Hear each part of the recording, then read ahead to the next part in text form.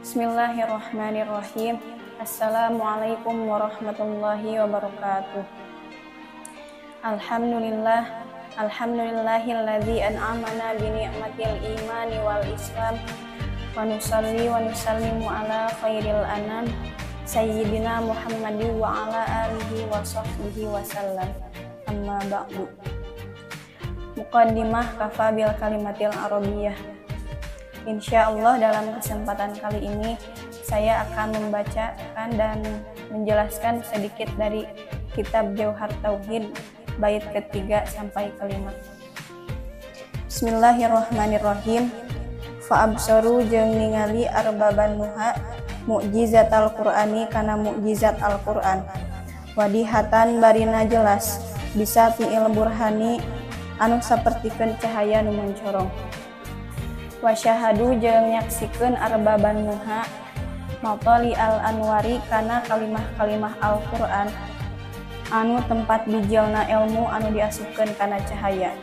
Wa mahtawat jeung anu ngurung itu Al-Qur'an alaihi kana itu ma min asrori tina pirang-pirang rahasia. Fanazahu tuluy ngabersihkeun arbaban nuha al-quluba kana pirang-pirang hatena firiyadihi anu aya dina taman Al-Qur'an. Wa auradu jeung ngerahkeun arbaban nuha al-fikra kana pemikiran ala hiyadihi kana kulah dina pada nyagerkeunana. Dari Ibnu Abbas radhiyallahu anhu, Rasulullah shallallahu alaihi wasallam bersabda, cintailah bahasa Arab karena 3 hal.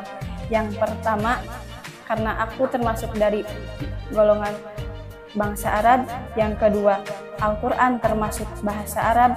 Dan yang ketiga, penghuni surga berbahasa Arab. Kita garis bawahi kata Al-Quran.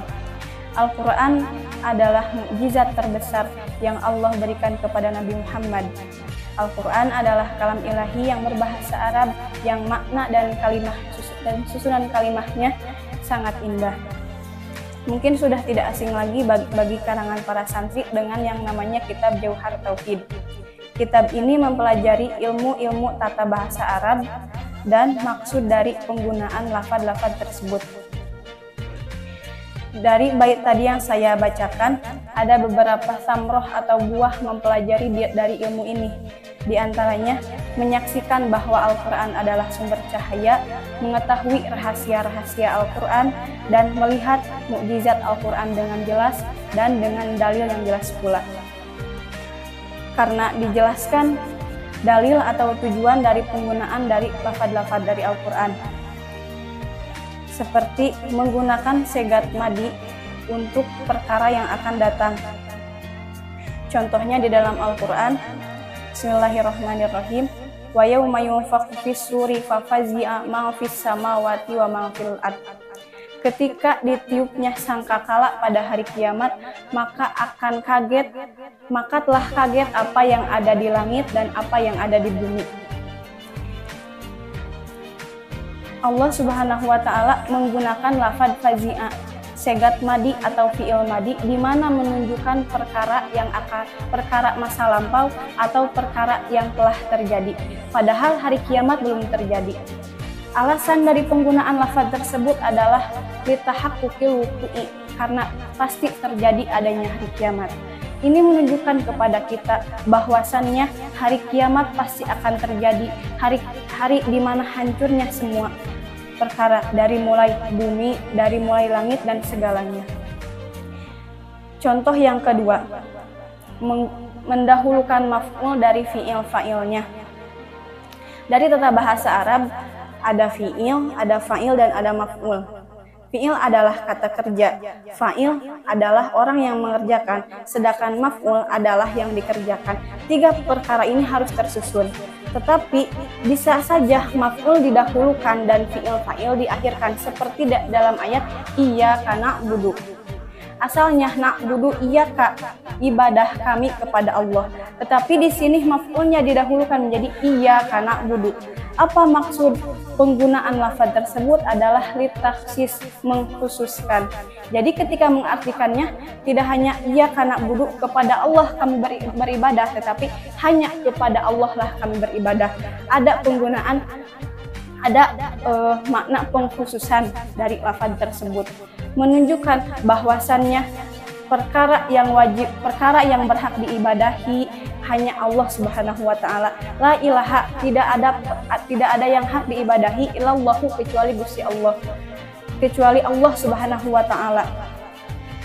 Di dalam ayat tersebut menunjukkan bahwasannya khususnya beribadah hanya kepada Allah Subhanahu wa taala.